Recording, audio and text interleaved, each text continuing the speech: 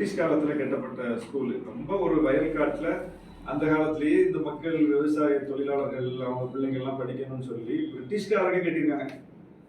பிரிட்டிஷ்காரங்க போறாங்களே ஐயோ அப்படின்னு பெரியார் கவலைப்பட்டாருன்னு ஒரு ஹிஸ்டரி இருக்குல்ல.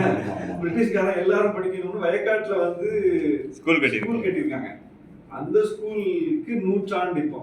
அதனால நான் எம்எல்ஏ ஆனவொடனே சட்டமன்றத்துல முதல்ல பேசும்போதே முதல் உரையிலேயே பாலவி ஊராட்சியில் இருக்கக்கூடிய அழிஞ்சமங்கலம் பள்ளி, ஆதி திராவிடர் பள்ளி அது வந்து 100 வருஷம் ஆகுது. அந்த 100ஆண்டை ஒட்டி அதை தரம் உயர்த்தணும். ஏன்னா இவங்களுக்கு வந்து இன்ஃப்ராஸ்ட்ரக்சர்லாம் இருக்கு. இப்போ தரம் உயர்த்தணும்னா பில்டிங்லாம் கட்டணும், அதுக்கான இன்ஃப்ராஸ்ட்ரக்சர் டெவலப் பண்ணணும். இவங்க ஆல்ரெடி கிளாஸ் ரூம் தேவையான அளவுக்கு வச்சிருக்காங்க. 1க்கு 4 ஸ்மார்ட் கிளாஸ் வச்சிருக்காங்க. அது தெரியாம என்கிட்ட வர ஒரு ஸ்மார்ட் கிளாஸ் நீங்க ஃபர்ஸ்ட் கொடுத்தா ஸ்மார்ட் கிளாஸ் வேணும்னு கேட்டாங்க. நான் எம்எல்ஏ பண்றது ஒரு ஸ்மார்ட் கிளாஸ் கொடுத்தேன். அதுக்கப்புறம் அங்க போய் நான் பார்க்க போனா எல்லா கிளாஸும் ஸ்மார்ட் கிளாஸ் இருக்கு. எல்லா ஃபண்ட்லயுமே மத்த ஸ்கீம்லாம் இருக்கும் இல்லையா, அதெல்லாம் வாங்கி அவங்க ரொம்ப திறன்பட நடத்துறாங்க. ஒரு பள்ளியை ரொம்ப சிறப்பாக நடத்துறாங்க. இதையெல்லாம் குறிப்பிட்டு அந்த குழந்தை பேசிச்சு அன்னைக்கு சட்டமன்றத்துல பேசினாங்க. நம்ம பள்ளிக்கூடத்தை தர உயர்த்தணும்னு நமக்கு ஸ்மார்ட் கிளாஸ் கொடுத்தாங்க எம்எல்ஏ.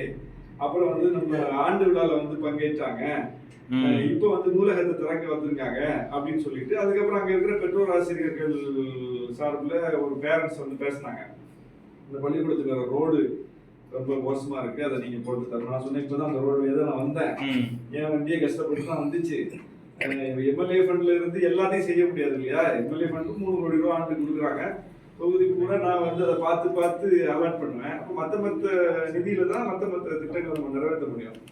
அதுல அந்த ரோடை வந்து மற்ற நிதியில எதையாவது ஒண்ணு செஞ்சு கொடுத்துலான்னு பார்த்தேன். கடைசி வரைக்கும் அதுக்கு வேற ஃபண்ட் வரலன்னு சொல்லி இப்ப கடைசியில எம்எல்ஏ ஃபண்டே ஒதுக்கி ஒரு 11 லட்ச ரூபா கொடுத்து இப்ப அந்த ரோடு வேலை நடக்க போகுது.